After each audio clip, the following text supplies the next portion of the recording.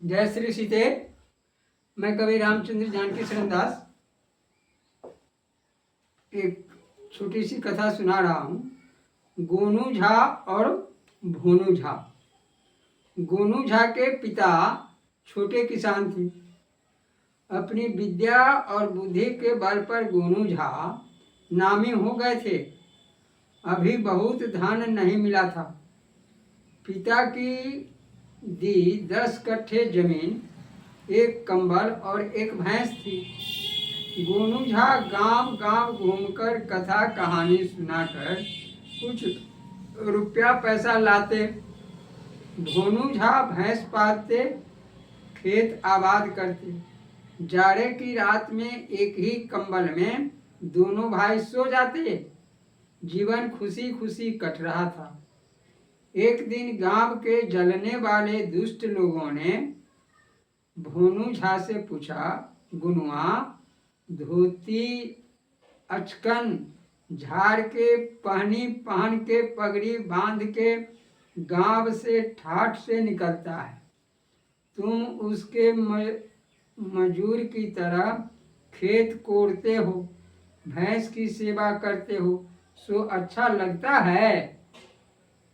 कुछ कहते क्यों नहीं? हम क्यों कहें? भैया पढ़ा लिखा है, हम हैं मूर्ख। भैया गांव जाता है, उसको अचकन धोती चाहिए ना, सो पहनता है। खेत में काम करने और भैंस को नहाने के लिए तहमद की काफ़ी है, भोनू झा ने कहा। पर दुष्ट लोग चुप नहीं रहे, उसे सुनाते रहे। सीधा साधा भोनू एक दिन भाई से लड़ बैठा।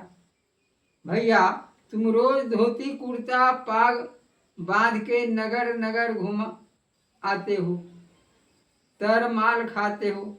हम खेत कोड़ते हैं, गोबर साफ करते हैं और मार भात खाते हैं। भोनू ने कहा, अरे भोनू, कैसी बात करता है? हम बुद्धि से कुछ कम कमा के लाते हैं। हम बुद्धि से कुछ कमा धमा के लाते हैं, तब ना देह पर धोती गमछी है। नून तेल खाते हैं। तुम बैल से धान उपजाते हो, थोड़े ही दिन में राजा के यहाँ से बुलावा आएगा, दोनों भाइयों को सुख मिलेगा। गोनू झा ने समझाने की कोशिश की। घर में कलह बढ़ने लगा। भोनू को गांव के दुष्ट जनों ने बंटवारे की सलाह दी। उसने गोनू झा से कहा, पंचायत बैठाओ, बंटवारा हो, क्या है हमारे पास जो बांटोगे? गोनू झा ने समझाया, पर भोनू झा मानने को तैयार नहीं थे। पंचों के पास बंटवारा है, यह तय हुआ। पंच बैठे और अजब तरह का बंटवारा कर दिया। खेत 5-5 कट्ठे दोनों भाइयों को दिए, यह ठीक था। परंतु भैंस का अगला भाग गोनू झा का और पिछला भाग भोनू झा का। इसका मतलब यह हुआ कि घास काटकर गोनू झा खिलाएं और दूध भोनू झा दूह लें। कंबल दिन में गोनू झा और रात में भोनू झा को। रात को गोनू झा ठंड से ठिठुरते। गोनू झा को भला कौन मात दे सकता था? उन्होंने दिन में कंबल धो दिया।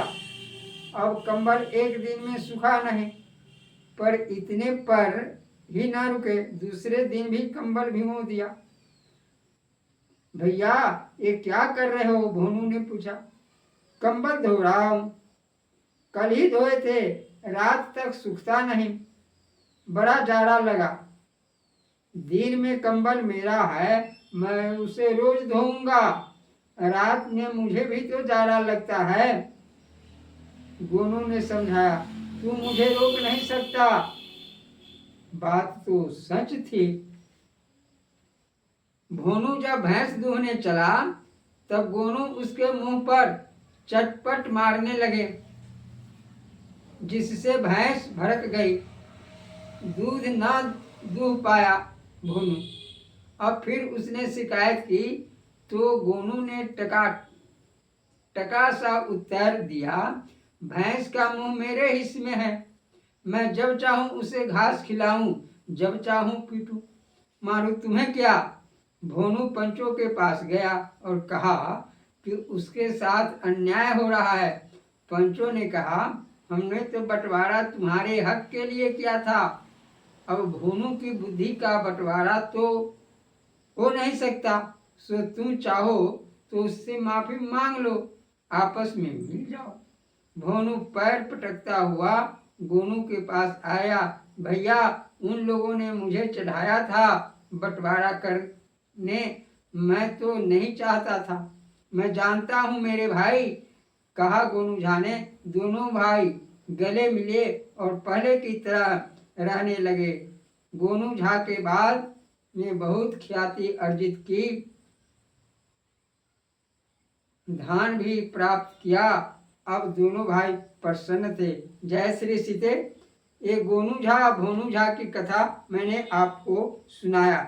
इसी तरह से समाज में जो तरक्की करना, जिसका तरक्की होता हुआ दिखलाई पड़ता है, उसे दुष्ट लोग गिराने का काम इसी तरह से करके बंटवारे का जाल रच कर उसे कष्ट